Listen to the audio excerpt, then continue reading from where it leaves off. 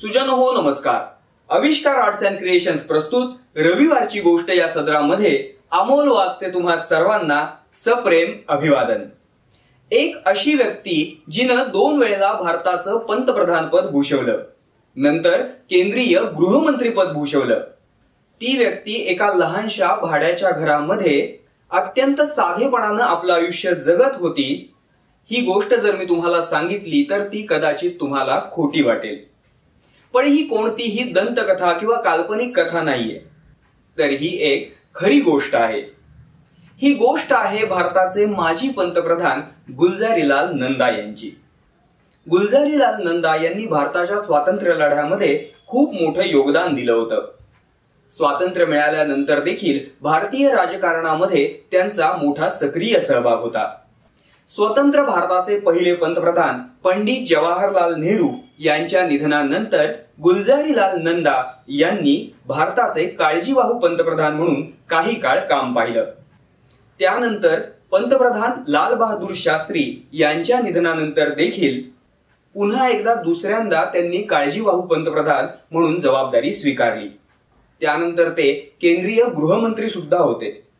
भारत सरकारच्या एवढ्या मोठ्या पदांवरती काम करणारा हा माणूस आपलं सारं आयुष्य मात्र अत्यंत साधेपणानं जगला. आपल्या मूल्यांशी ते सदैव प्रामाणिकपणे एकनिष्ठ राहिले. आपल्या सरकारी कार्यालयातील साधा कागद सुद्धा आपल्या वैयक्तिक गोष्टींसाठी, आपल्या वैयक्तिक कारणांसाठी वापरला जाणार नाही याची त्यांनी पुरेपूर काळजी घेतली होती. स्वातंत्र्य सेनानी म्हणून भारत सरकारकडून मिळणारी पेन्शन सुद्धा त्यांनी सुरुवातीच्या काळामध्ये नाकारली होती. त्याचं कारण सांगताना ते नेहमी म्हणायचे की मी भारताच्या स्वातंत्र्य लढ्यामध्ये उतरलो, त्या स्वातंत्र्य लढ्यामध्ये लढलो ते भारत स्वतंत्र व्हावा या उद्देशाने, माझी भविष्य काळातील आर्थिक तरतूद व्हावी म्हणून नव्हे.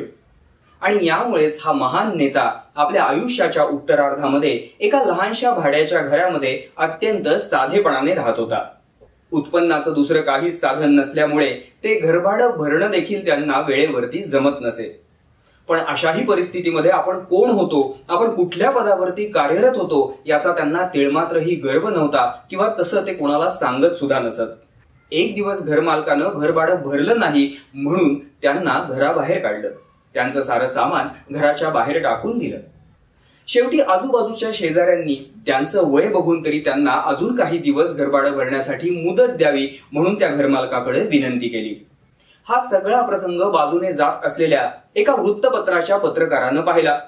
दुसऱ्या दिवशी त्या वृत्तपत्रामध्ये ही बातमी छापून आली. वृत्तपत्रातून ही बातमी जेव्हा प्रसिद्ध झाली तेव्हा तत्कालीन केंद्र सरकारने अधिकाऱ्यांचा आणि वाहनांचा ताफा त्यांच्या घरी पाठवला.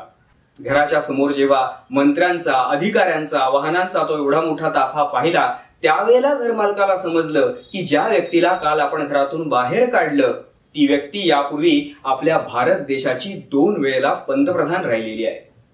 आपल्या कृत्याचा मग पश्चाताप होऊन त्या घरमालकानं गुलजारीलाल नंदा यांची माफी मागितली. अगदी छोटीशीच ही गोष्ट, पण यातून शिकण्यासारखं खूप काही आहे.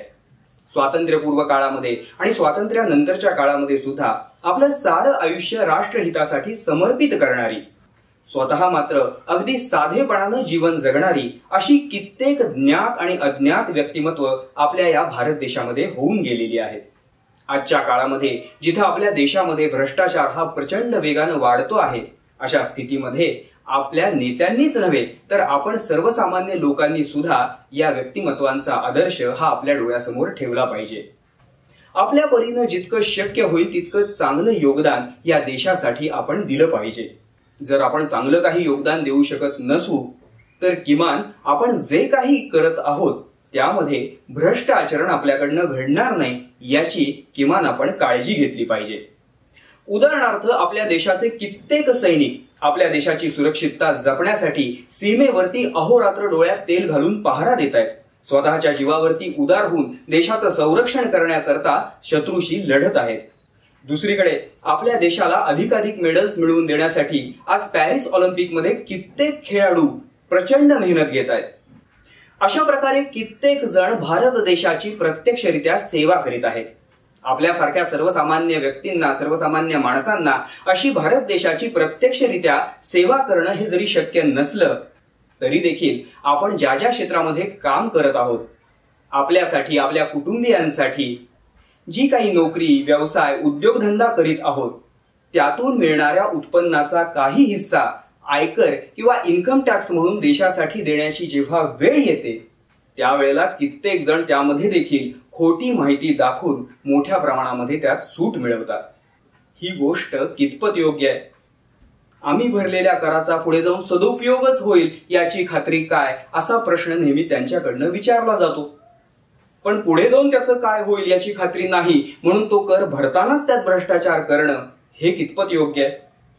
कुठलंही भ्रष्ट आचरण न करता आपण प्रामाणिकपणे कर भरला पाहिजे, तो आपल्या देशासाठी प्रामाणिकपणे योगदान देणाऱ्यांसाठी.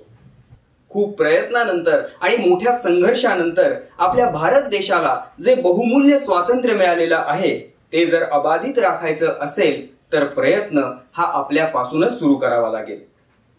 तुम्हाला आणि तुमच्या सर्व कुटुंबियांना या भारतीय स्वातंत्र्य दिनाच्या खूप खूप शुभेच्छा.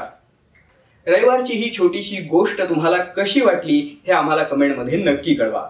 जर ही गोष्ट तुम्हाला आवडली असेल तर लाईक करा, तुमच्या प्रियजनांसोबत शेअर करा. या आणि अशा बोधप्रद प्रेरणादायी गोष्टींचा आनंद घेण्यासाठी आमच्या आविष्कार आर्ट्स अँड क्रिएशन्स या चॅनलला जरूर सबस्क्राईब करा. धन्यवाद.